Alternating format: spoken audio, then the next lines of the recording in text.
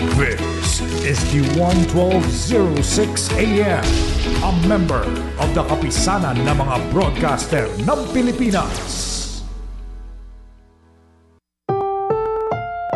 Ang susunod na programa ay rated PG. Patnubay at gabay ng magulang ay kailangan sa mga batang manonood. Join us as we uncover the stories behind every game-changing moment with Bill Velasco. Get ready to dive into the heart of sports because it's time for your favorite sports step into the spotlight.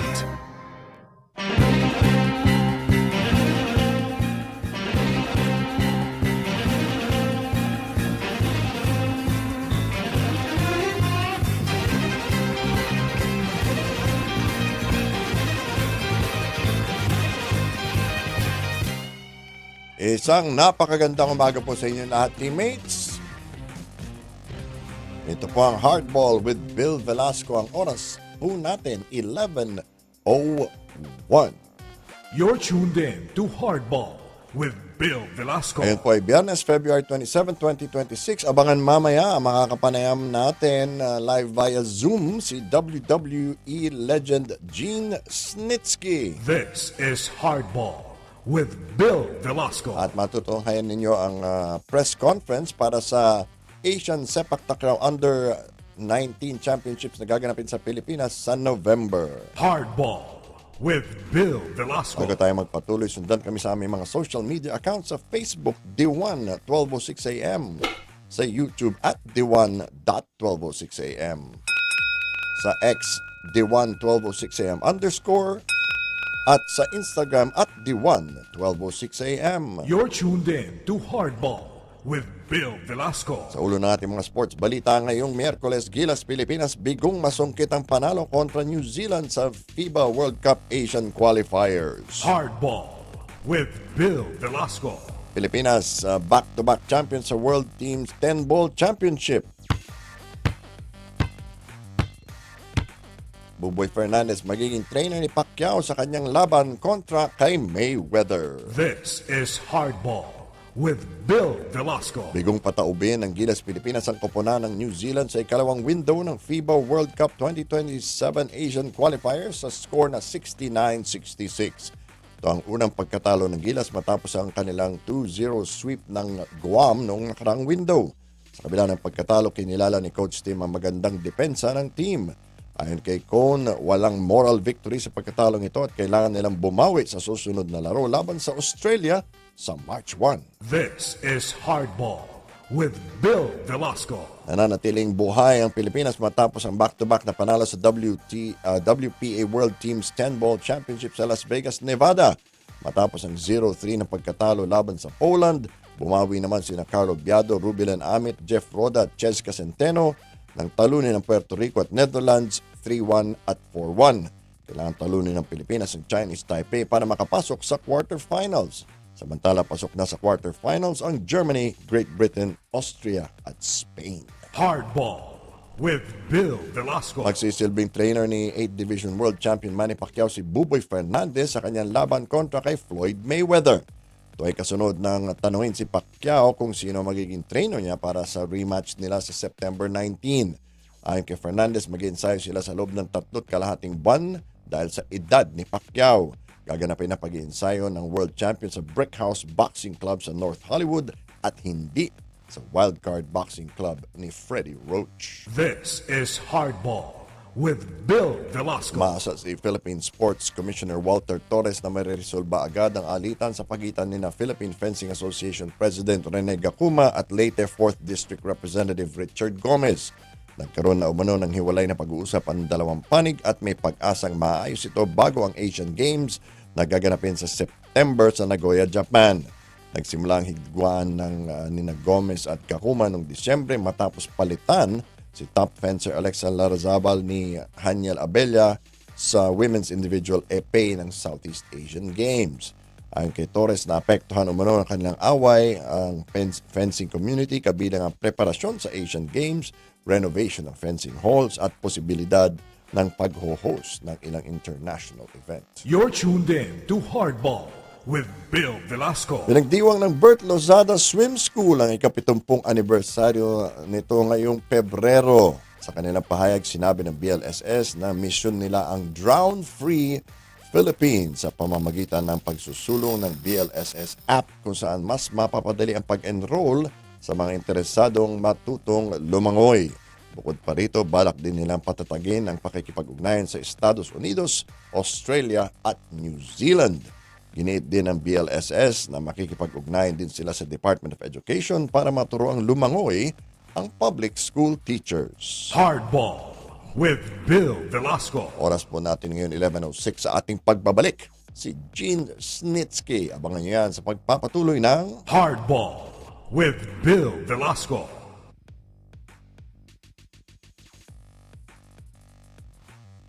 Every headline has a story, and every story has a reason that you should know. Join Attorney Antonio Tony Ceriles in uncovering the whys behind the whats. Here on People Should Know from 5:30 to 6:30 p.m. Only here on the 1206 a.m.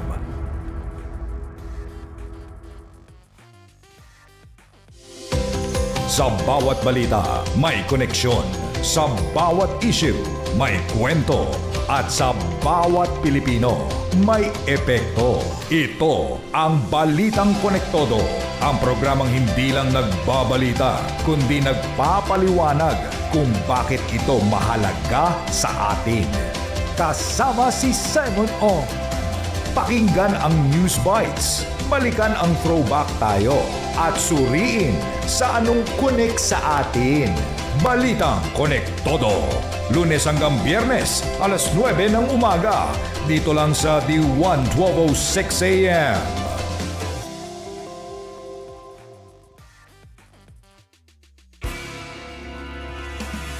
Pangarap mong maging milyonaryo? Sa PCSO Lotto, magkakatotoo. Mas pinasaya, mas pinabongga, mas pinalaki ang mga jackpot prizes. Araw-araw ang bola, kaya more chances of winning sa PCSO Lottery Draws. Lunes hanggang Linggo, tuwing 2 p.m., 5 p.m., and 9 p.m. Para sa bawat Pilipinong nagtatrabaho sa ibang bansa at sa mga pamilyang umaasa sa kanila dito sa Pilipinas. Narito na ang programang para sa inyo. Ito ang OFW, Overseas Filipino Watch. Problemang legal? May pang-aabuso o kailangan ng hustisya? Dapat may masasandalan. Kasama sina Ox Balyado at Attorney Rayzandro Unay. Handang magbigay ng malinaw, praktikal at tamang gabay. OFW, Overseas Filipino Watch. Tuwing Huwebes, 7 p.m. to 9 p.m. Dito sa D1 1206 a.m. You're tuned in to Hardball with Bill Velasco. Alright, sa pagpapatuloy nating programa, kinagagalak nating makausap sa linya. Walang iba kundi ang WWE legend na si Gene Snitsky. Gene, how are you this evening? Fantastic. How are you? I'm good. Thank you for giving us time. You know, we first met about 13, 14 years ago when you came to the Philippines with the ex-WWE group and you chased Carlito all the way up into the general admission section. Yeah, it was fun. I had a blast over there. I had a really good time with all the Filipino fans. And it was a great show. And I got to meet a lot of awesome people over there. So I was thrilled to be there and hopefully get to come back someday. Yes, we hope so too. And what has been keeping you busy since you retired from active competition?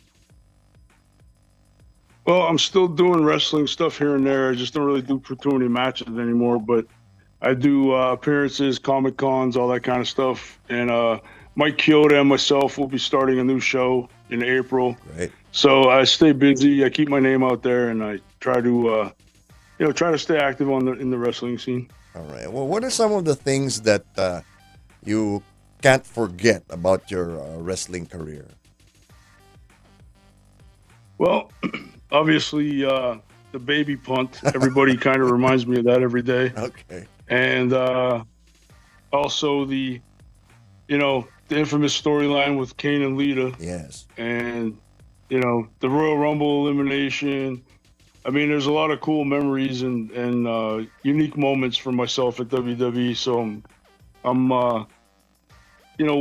well known for those mostly, but, and also, obviously it's not my fault. Yes. I get that pretty much every day of my life now. So, Well, how did you end up being a heel? Because, how hard was that for you? I mean, you seem to be a really nice guy. You like being around people. What made you become a heel?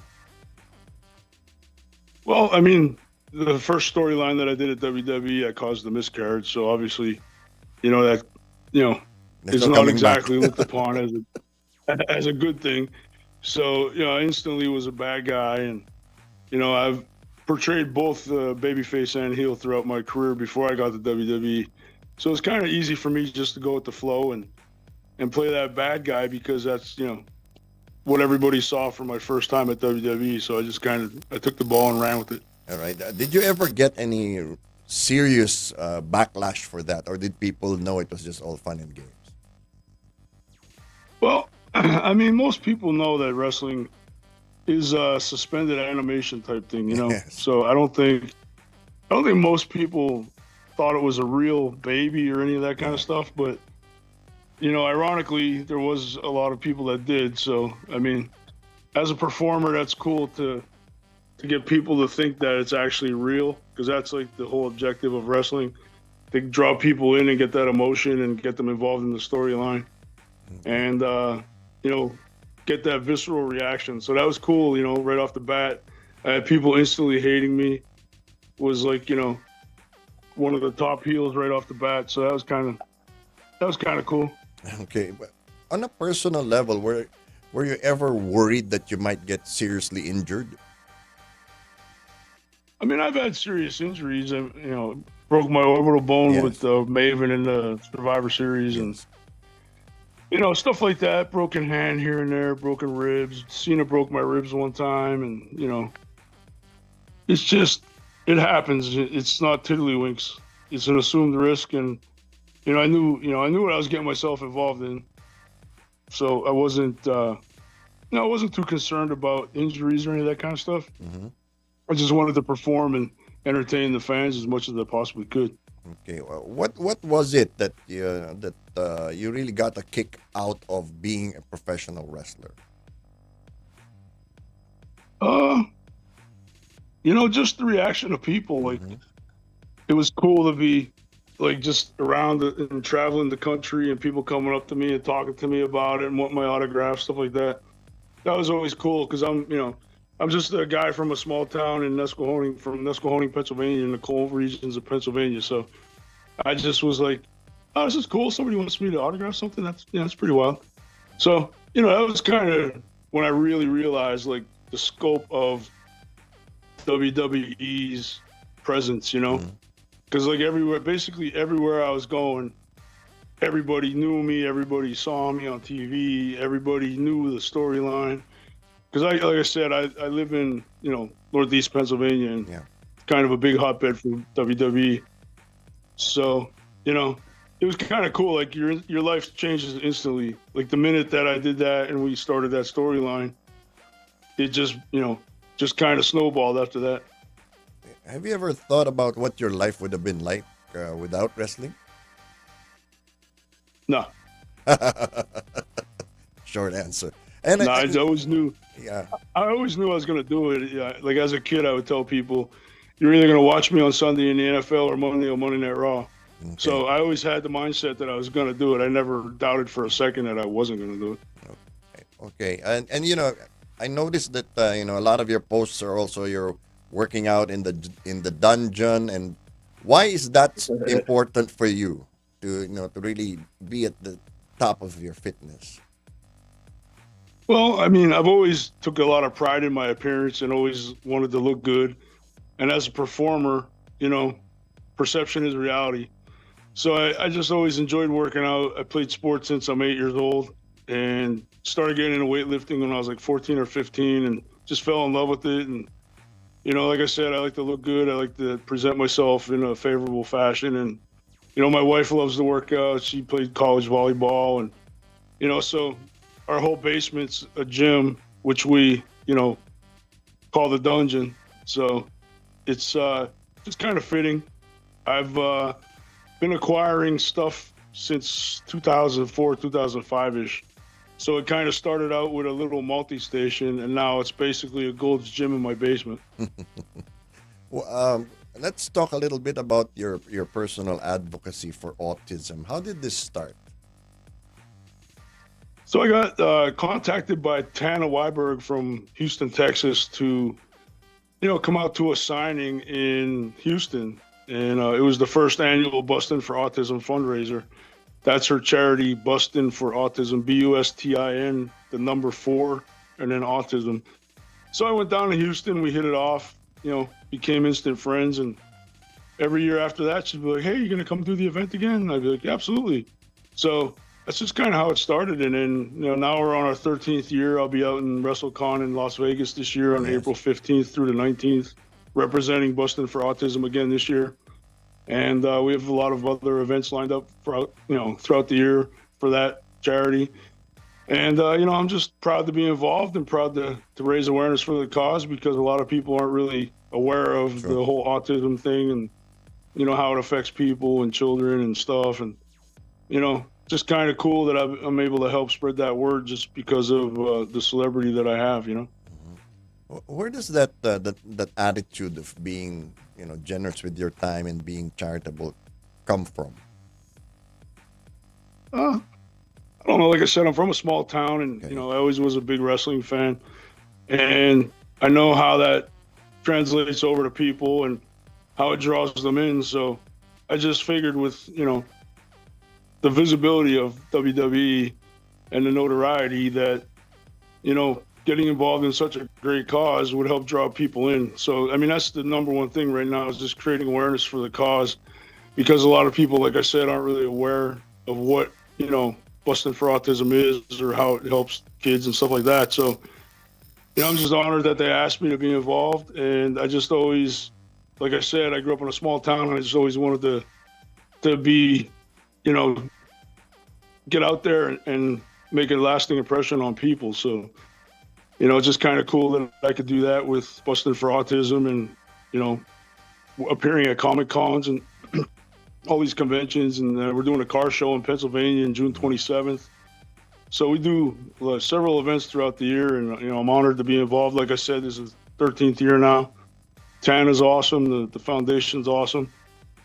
If anybody out there is interested, check out bustinforautism.com. Every dollar helps. If you be generous enough to make a donation, we would greatly appreciate it. Or even, just spread the word and share the website and, get the word out there, because that's basically what we're trying to do, just create awareness for the cause. That's great. Your names come up again since the WWE's released all of these documentaries. They're on streaming services now, especially here in the Philippines. What's changed in the WWE since your time? I think it's a lot more structured, per se. Like, now they have the wellness programs, the doctors, the work, the training center down in Florida. Like, when I signed with WWE, we went to Louisville to OVW, and there's one ring, and everybody just worked out in the ring. We didn't have a trainer. We didn't have wellness people.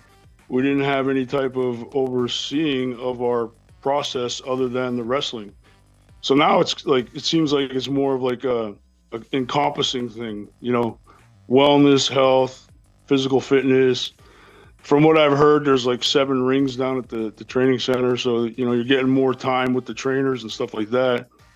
When I trained, it was 1 ring and probably 30, 40 guys. So, your ring time was limited. Now everybody gets equal ring time and, a personal trainer and all that kind of stuff. We never had that when I was there. So we just kind of had to fly by the seat of our pants. But luckily enough for me, I was, coming from the athletic world. I, played a little bit of pro football.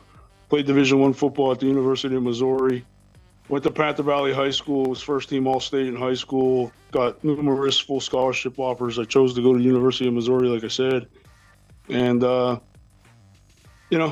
just wanted to go as far as I could with football, but I always knew I was going to wrestle in the back of my mind. So just kind of everything fell into place, and here we are talking about it to this day. I just have to ask you, how did this Batman fandom of yours start? Because I've always been a Batman fan too, since I was a kid. For you, how did it start? Well, Bill, since you asked, I was as a kid, I was always enamored with all the cool gadgets Batman had, and his Batmobile, and the whole like double. What's the word I'm thinking of? Double identity. He had the secret identity that nobody knew about. But it's funny because he looked exactly the same in the cowl as he did without the cowl. It's like, how do you not know it's him? But it always cracked me up. But you had Bruce Wayne, and then you had Batman. So it was just always kind of cool. Like, just captured my imagination as a kid. And just like I said, loved all the gadgets, loved the Batmobile. Just it was just awesome as a kid with all the colors. Like the 1966 Batman had the over-the-top colors, and the fight scenes with the power and the bang. And as a kid, you're watching this and you're like, man, this is awesome. So like, I'd literally run home from school so I wouldn't miss a second of Batman.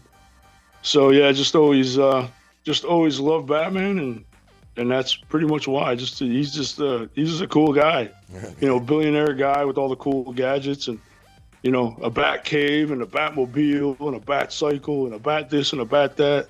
It's just cool. He had the best gadgets, and what a better place to live than Wayne Manor, right? Exactly. Yeah, he even had a butler. Exactly. We can't forget Alfred. Sheesh.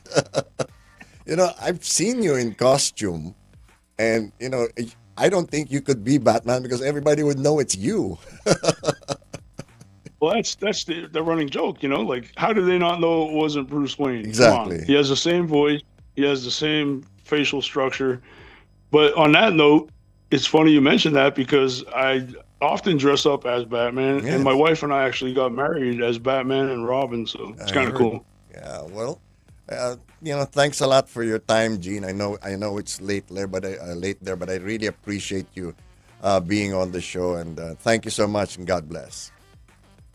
Thank you for having me, Bill. Like I said, I love all my fans in the Philippines. I can't wait to come back. I had a blast performing for everyone there, and thank you so much for having me on.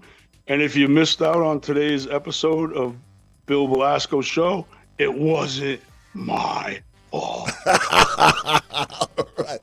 Thanks, Gene. Take care.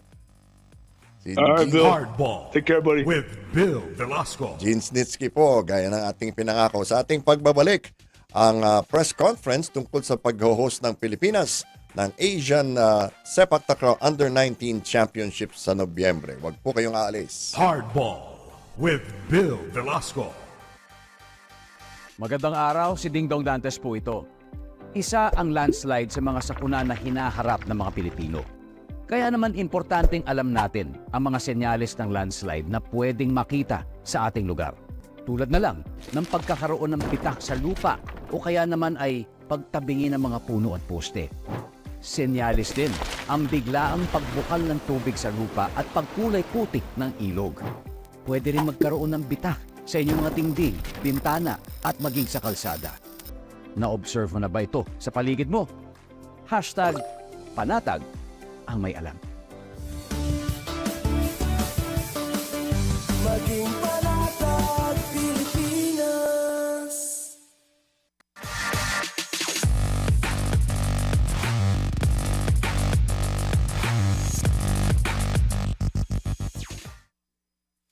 Gentlemen and ladies, magandang hapon, and thank you once again for making it to our first press conference as Pilipinas Sepak Takraw, of course, through the leadership of Chairman Gregorio PSC. On November 18 and 25, 2026, we will be hosting the first staff U19 Asian Sepak Takraw Championship here in Manila, Philippines. With that, I would like to officially open the press conference with questions perhaps, or some words from our distinguished speakers. From Wawit. Magandang hapon sa inyong lahat. This is a very exciting event, the first ever in hosting Sepak Takraw, and of course we need the help of our media to promote this event and of course share the good stories about this. And at this point, I'd like to congratulate Ms. Karen Caballero for insisting getting the hosting from Korea, if I'm not mistaken. Yes, Korea wanted to host this for U19. So, welcome Mr. Farid and Chairman Patok. Thank you, sir.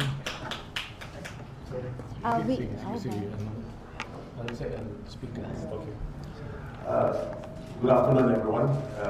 Especially, I would like to say thank you to Chairman for PSC in supporting the whole entire Sepak Takraw movement in the Philippines, and also to Ms. Karen Caballero Tanzanco, who is my long-time partner in Sepak Takraw and ally to me, who have been moving drastically together with as a strong partner for Asian Federation and International Federation as well for the past 8 months.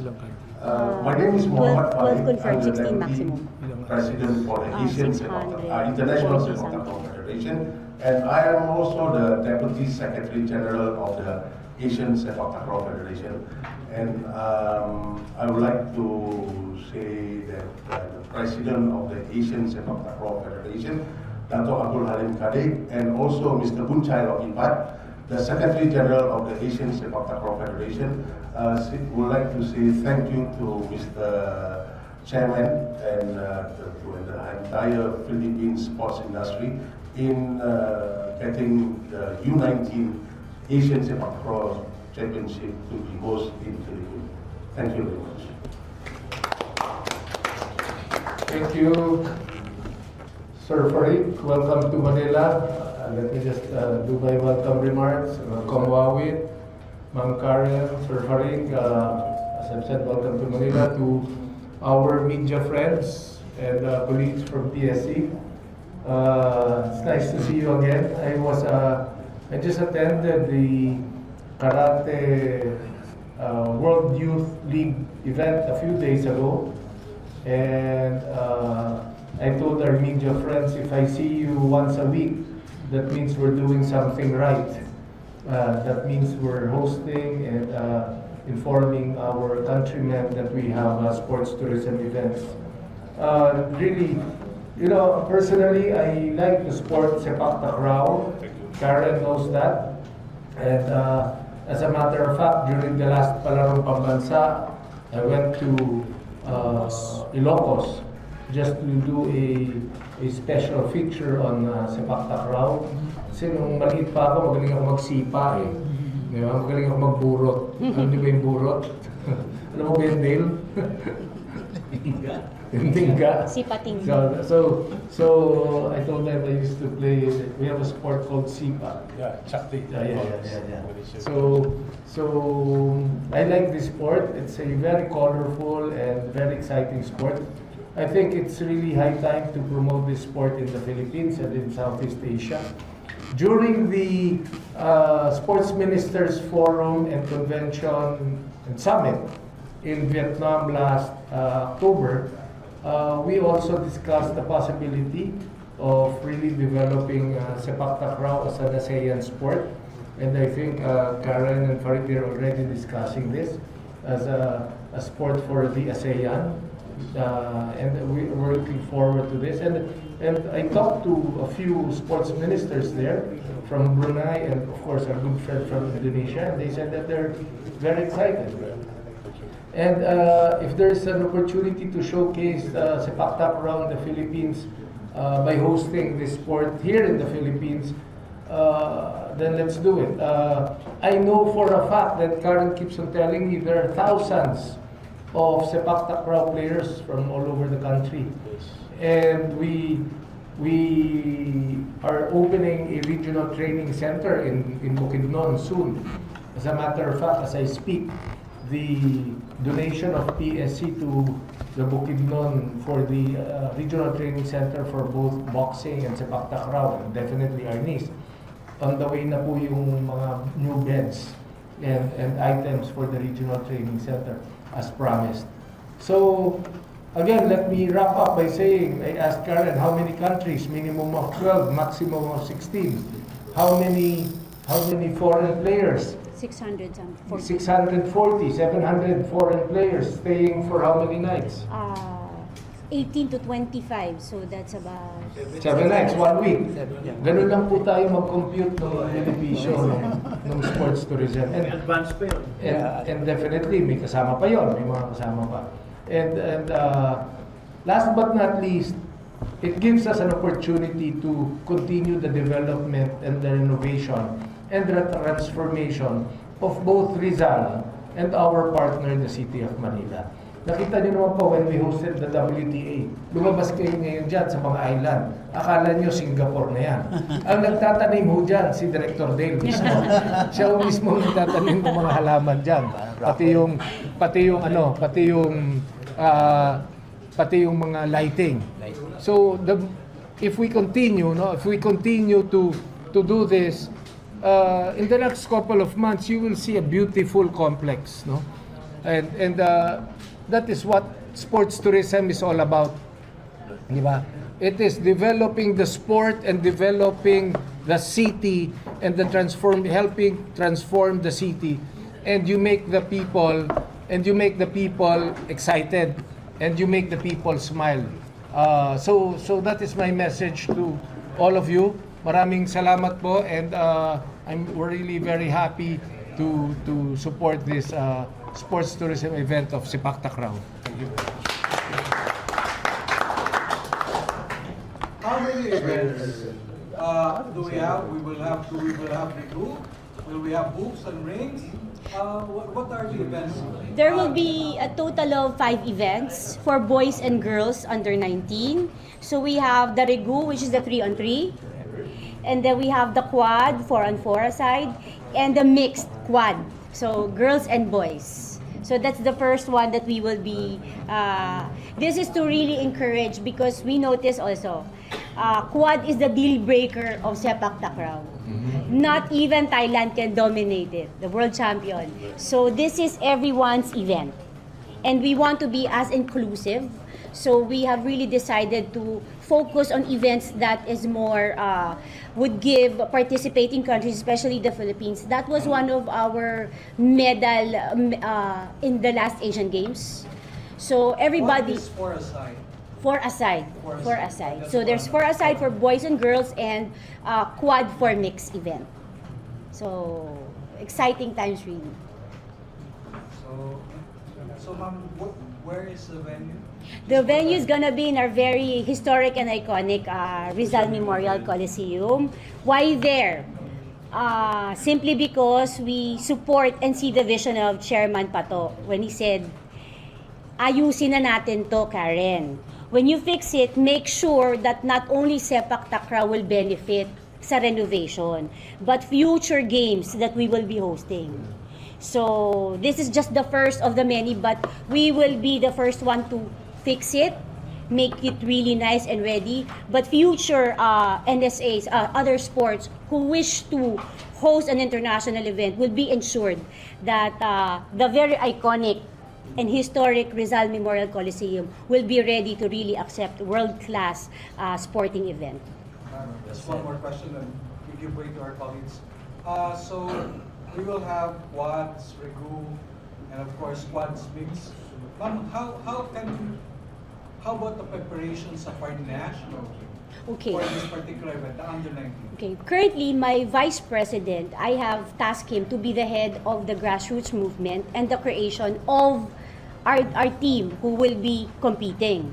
We have about 70 clubs across the Captain Adrian Risueno, who is a Marawi veteran and also a former national Sepak Takraw athlete. himself. So he is the one spearheading the grassroots movement in our country, getting direct connection with all our regional directors from Luzon, Visayas, and Mindanao to ensure that opportunity for sepak takraw, the youth of sepak takraw athletes would include children from Mindanao, Visayas, and Luzon. So as we speak, we are already in motion coordinating with all the clubs and regional directors across the country to ensure that talents are all considered. So there will be a lot of inter-town, inter-barangay. Part ng selection process. Yes, that would be part of the selection process, but we're also collecting the CV already of these kids. We know them from few years ago of Palarong Pambansa, Batang Pinoy. So we already know them, but we still want to dig deeper and see more talents. When you say under 19, what age to what age will set age? 15 to 17. 15 to 17. Okay, tapos when will the national teams be formed? We are targeting by July of this year, because we have to finish Palarong Pambansa first, the regionals, but already we will be going there also to do our personal observations also for the talents. Thank you, Sir Bong. Yes, Ms. Page from ABS. The country's hosting is actually the first. This is the maiden hosting for the U90, for the Youth Games of Sepak Takraw. So we are very honored to become the country that will be hosting the maiden event. Talk about how big this is, man, especially for highlighting, putting the spotlight on Sepak. Because we know Sepak has been winning medals, like you said, Asian Games, even the recent SEA Games. So how big is it to have this and to inspire yung future generation of sepak athletes? Basing from our we had a meeting in Bangkok, Thailand, December, with different leaders from different sepak takraw nations, and they're very excited that finally there is really a big event that's specific for the youth of sepak takraw. So it wasn't challenging for us to encourage the invitation and support of Asian countries of sepak takraw to send their best youth athletes to compete in our event in November. So this is big and special because, of course, as you know, we take so much pride in hosting. As you know, we hosted the 2019 SEA Games, which is one of the most recent memorable ones. FIBA, FIFA, World Volleyball, the recent WTA, and in the coming months, we'll be having also Sambo and Karate. So, Filipino hospitality, our warmth will be highlighted. So, this is big. I mean, our service and how we welcome our guests will be very special for our international delegates coming over for this. Karen, I'm asking on this since you said earlier that merong Palarong Pambansa, also Batang Pinoy. Siguro, with those two big grassroots programs, how does that siguro adjust you in terms of your talent selection for the Asian teams? Well, we have, apart from our Vice President who's spearheading the grassroots program, we also have our National Training Director who goes around the country, specifically to scout. And as mentioned, Batang Pinoy and Palarong Pambansa and the regional games has always been a gold mine for us to discover these talents. So rest assured that we are represented in each of these events, making sure that we know who the kids are, but we want to find more. So we have more options really and have them ready in time for our hosting in November. This Under-19 Asian Sepak Takraw Championship is not just a platform for them to compete to bring back medals. This is a start for the Asian Sepak Takraw Federation, International Sepak Takraw Federation, for us to elevate the youth who will be the leaders of Sepak Takraw and those champions of every country. We hope from this U19 championship, of course, thank you very much to PSC for supporting this program. I'm looking, and I've been talking to Miss Karen. Caballero Tanchanko in regarding to how can we make a career path for the athlete using this U19 as a platform, and maybe we can go into professional sepak takraw league in Philippines in collaboration together with the stakeholders, PSC, ASTAF, Asian Sepak Takraw Federation, and the International Sepak Takraw Federation. We need the athletes to be superstars. This is my vision and Ma'am Karen's vision. Thank you very much. Yes, correct. Again, I'm saying that this U19 is a start, it's a maiden for us, not only concentrating on those national players, which has always been participating for the SEA Games, Asian Games, or even though the World Cup of Sepak Takraw, ISTAF World Cup or World Championship.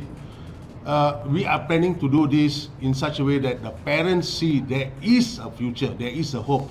Of course, together with all the media, we from Asian Federation, International Federation, and also the NSA, we are nothing without the media intervention and assistance to us.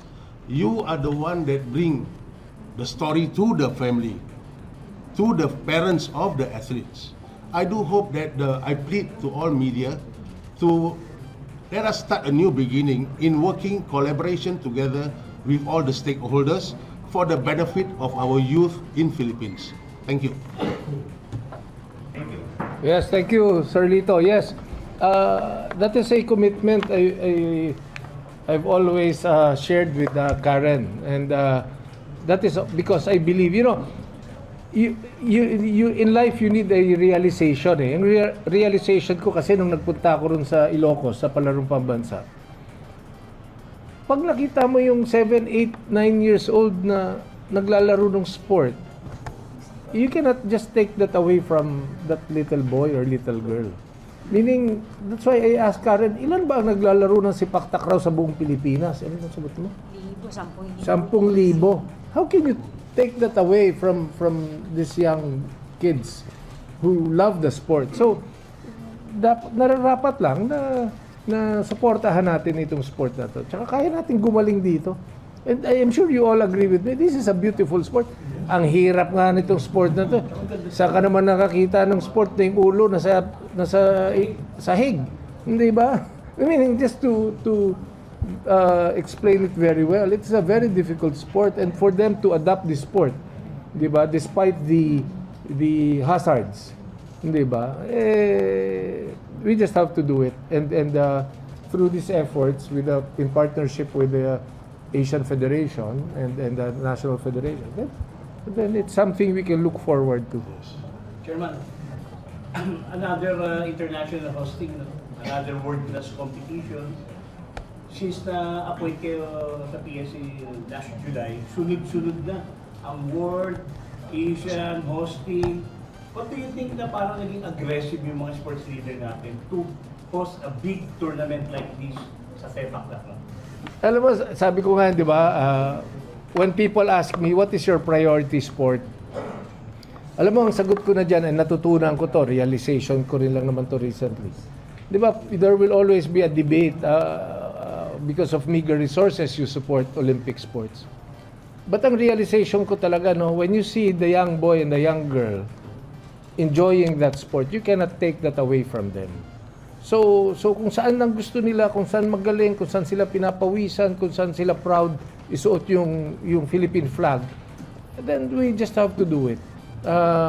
That is the best gift we can give our youth and the generation. Sabi nga ni Presidente, di ba, paulit-ulit, talagang hindi nawawala sa isip ko, sa tenga ko yan, yung let the kids play. Di ba? Ngayon, you go to every afternoon. I know there are media friends here who jog every afternoon dyan sa Rizal. And now, hindi na lang jog to. Di ba, Sir Del, meron nang nagfo-football. Meron nang meaning let the kids play. Pabayaan mo silang pawisan dyan. And that is what we have to do as a Philippine Sports Commission.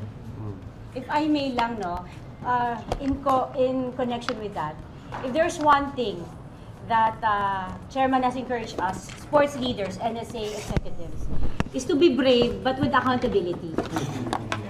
never in my wildest dream as an NSA president that it will happen that I will be hosting an international event that's very close to my heart. But of course, along with that, it's a deep sense of accountability. General Tantiangco. General Tantiangco never bring Never in our wildest athletes, dream, yeah, but for a in the non-Olympic Philippines for this sport kind, to be placed in this opportunity to, Yeah. So I'm sure nakangiti ngayon. Oh, yes. I am almost. No, but it's important that we have allies. And through the leadership of Chairman, encouraging us to be brave. Yeah. Encouraging, kasi takot ako eh. I'm really scared. But right now, I have also my colleagues that I have through the years, SEA Games, volleyball. So we are, even in my little universe, I am creating a super LOC. If I may add, for your information, I'm the commissioner in charge of the Sepak Takraw. And when the idea was brought up to me about hosting, agad sabi ko, let's bring this up to chairman because I'm sure he'll support this. And to answer your question kung bakit yung ibang leaders ngayon parang very excited sila mag-host because again, we have the support of the chairman. No? So definitely, it's very encouraging and it is really in line with his goal of developing the country as a sports tourism hub. No? And I think the NST-IAC is a game changer for all of us. That multi-government agency is really very specific in helping. So the NST-IAC is something that excites us. It's not just PSC's burden, but it is a collective effort from different government agencies who will be helping elevate the sports tourism and our programs. Sabi ko nga, I was mentioning to the ladies earlier, maybe if I will be able to bring Sepak Takraw in UAAP, the following day mag-retire na ako as president of the NSA because I think my job will be done by then. However, it's still a dream for us. There were initial talks. We have presented a deck. That's why I believe that when this U19 happens and we will be able to sexify the sport, make it exciting, the marketing value, exposure, maybe I can go back to the board of directors of UAAP, present the the marketing potential of the sport, and it's innately Filipino. And we are so good at it, like you wouldn't believe. Like kids from far off Surigao and Marawi, they play this sport. Part ng culture ng Pilipinas. This is very deeply embedded in our culture. So I have yet to know even, we all have our moment with Sipa Tingga, at least with most of us. So also we are not a nation, Sipa has no longer before, but apparently SIPA is an innately Southeast Asian sport. So each country would have their own version of SIPA. That's why it was taken away and now given to our niece. Well, ginagawa ng budget ngayon, yung facilities team ng PSC, they're now reviewing yung requirements ng Sepak Takraw. And that's very exciting because ang end goal niyang Rizal Memorial na yan, sabihin ko na sa inyo, is a initial renovation for Sepak Takraw so that by January we can also host WTA there. So transformation na yan. Other sectors support the initiative of really developing other sports. Alam naman natin yan, it has been originally designed as a tennis center. Tapos, if you notice, mamaya, paglabas nyo, tingnan nyo yung bubong, halatang dinagdag lang yung bubong.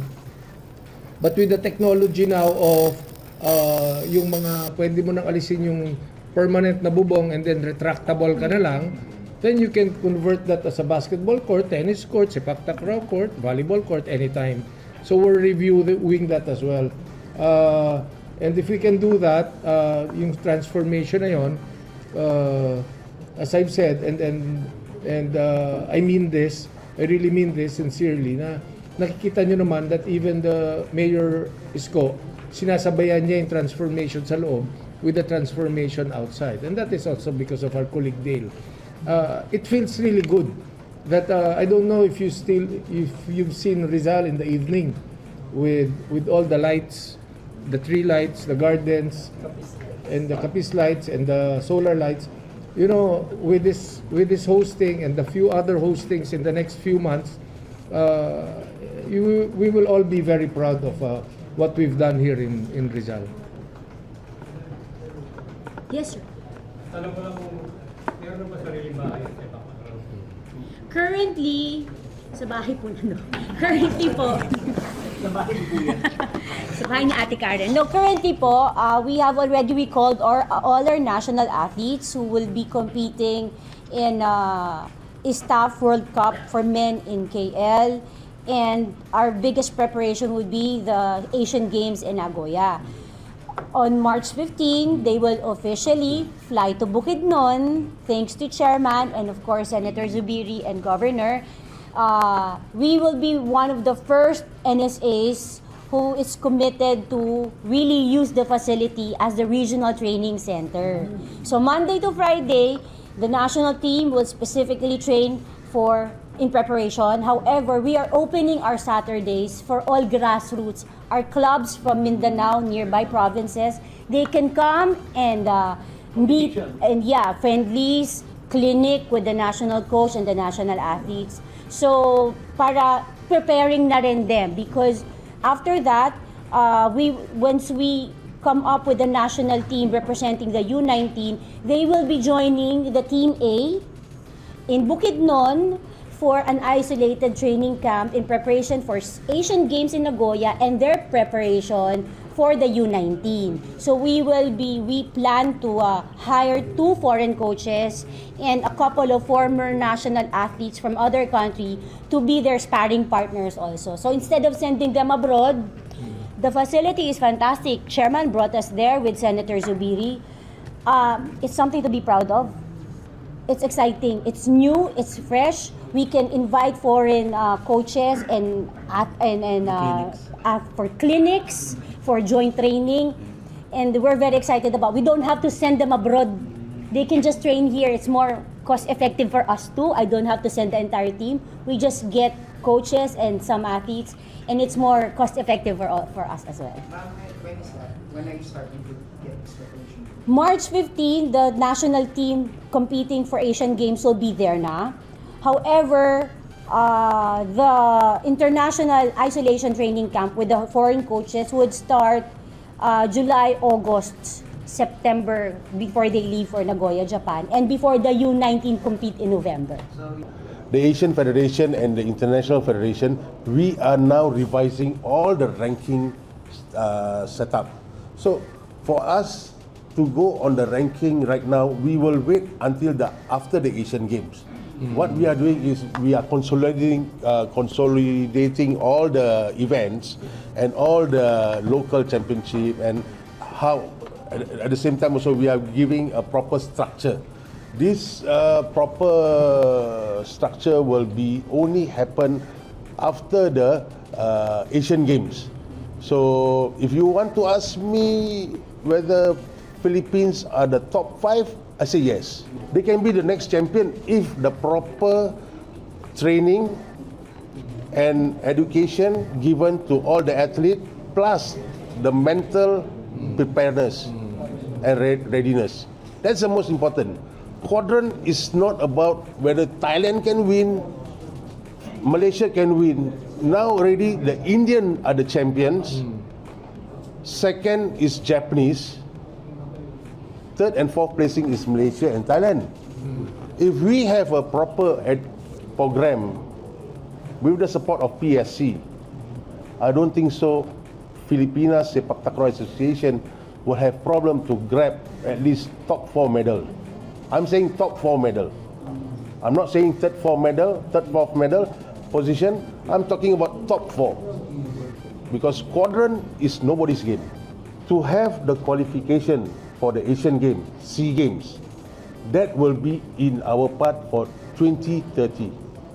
Right now, 2030, for Qatar or Saudi, Qatar. Yeah, because for now, we are now in the progress planning. We will start having the qualifiers. We will start having the qualifiers from next year onward. most probably we will start maybe from even SEA Games.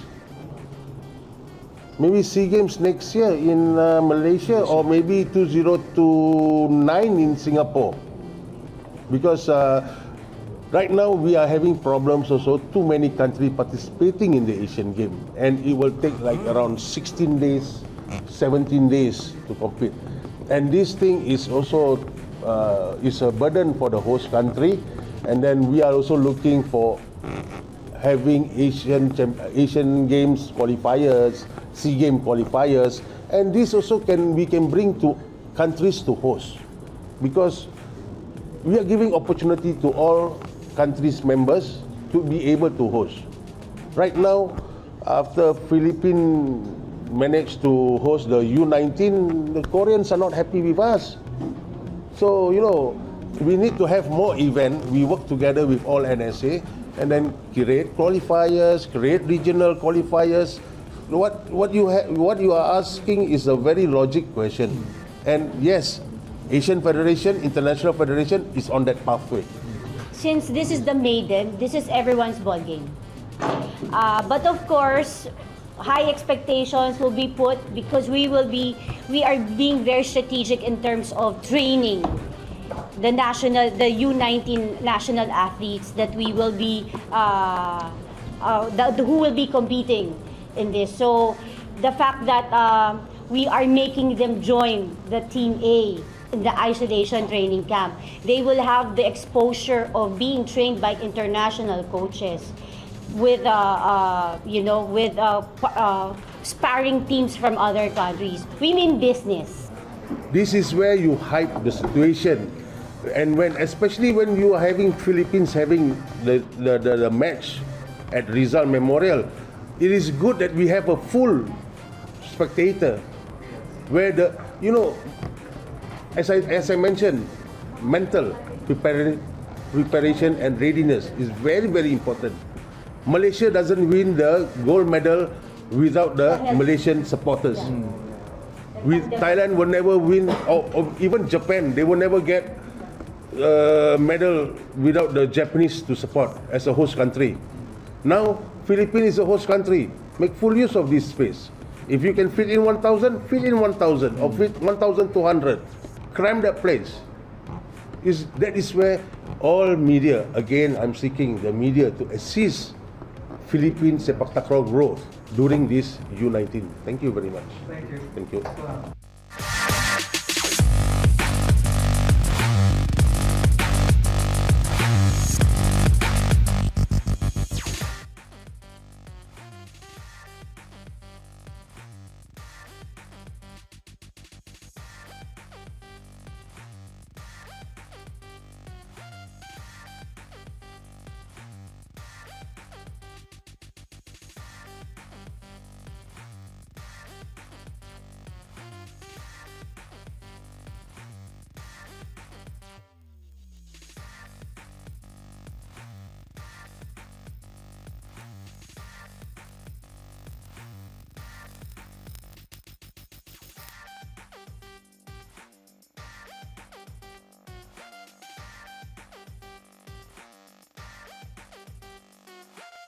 Lunes hanggang Biyernes alas 11 na umaga hanggang alas 12 ng tanghali.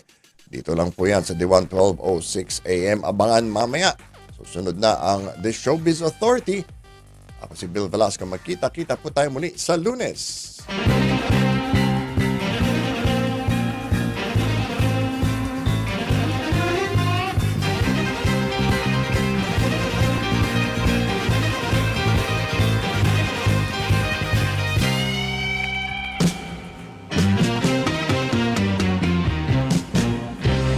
This is Hardball with Bill Velasco.